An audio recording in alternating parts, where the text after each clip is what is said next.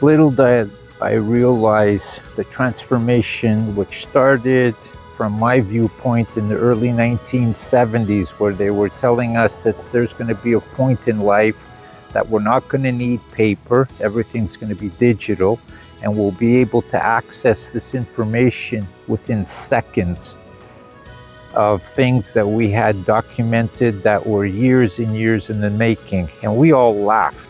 The other thing they told us, there's going to be a pill that's going to come through that's going to give you all the nutrients that your body needs, and you won't have to really eat. Little did we know that was the future of the vitamin and the future of the digital marketing. That started a transformation that changed us. It took our personalities away. It took what we did as a given in life and changed it to a digital format, which brought on the AI generation that we're seeing today, where I personally seen a lot of the advertisement really got hyped up in the late 1990s.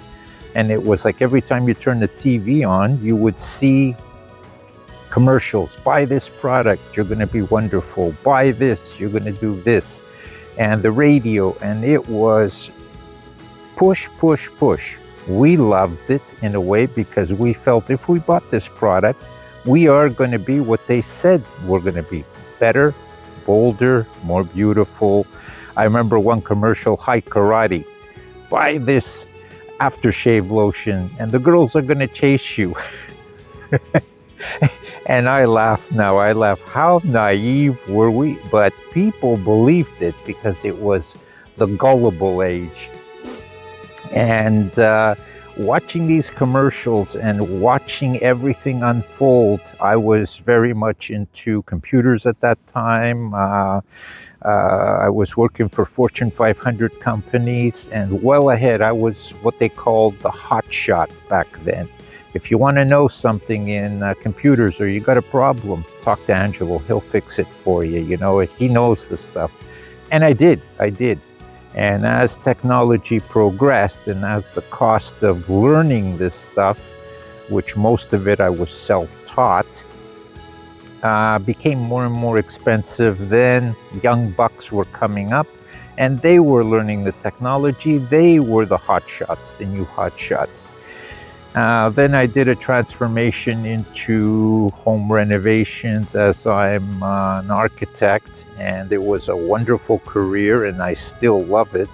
To take a home that somebody has and transform it was another great accomplishment in my life, which I'm very proud of. Then all these things are being changed today. Here comes that I'm coming to Greece now, and I want the values of yesteryear. I want the values of what my yaya, my papu, my grandmother, my grandfather lived, and they went through 1 and 2 world wars, and they seen things that we ourselves today are incapable of handling. I've got this told to me by my late grandmother. She used to tell me, my young boy, if the war comes, you, the new generation, are going to fall flat on your face on the street. And it's not a harsh reality, I'm telling you. It's you don't have the capabilities. You don't have the talents that I grew up with. And one time I bought a book and I go, oh, yeah, grandmother, I bought this book. And she looks at me and she goes, you got to be serious. You bought this book for what? It's useless. I go, no, you got to understand, Granny. What you grew up with and what you have as wisdom, I've lost. And that's the point that I seen in my life, that I never forgot this. I was missing something. I had great jobs. I had great business opportunities. I had the cars, the houses, whatever materialistic things you wanted to have, I had, and some. But what I found is I didn't have myself. I didn't have that zest in life. I was actually a robotic mummy, if that's a nice choice of words. I was following orders. And It was a task-oriented world. You do this task, okay, you're a doctor, you're going to do this task. You're a lawyer, you're going to do that task. You're a goldsmith, you're going to do this task.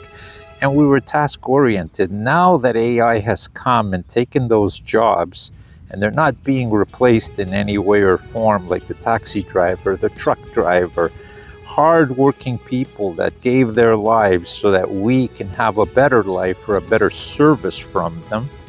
And now we're throwing them away like they're a piece of garbage, a throwaway commodity. Well, what's going to happen to these people? How are they going to create their livelihoods? How are they going to keep a materialistic world that we live in of buy, dispose of, buy, and dispose of?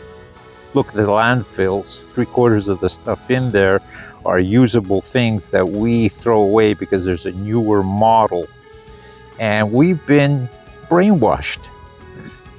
But meanwhile, I looked at my grandparents living in Greece and living in other areas, Italy and all around the world, and they had a better quality of life than I did. And they were not rich in any way, they were not material in any way, but they actually had a better quality of life. Looking at it, and I'm looking at myself like, what do you want? Do you want the material things and have no life, and as life passes you by and you age? Or do you want to enjoy life? Do you want to have less?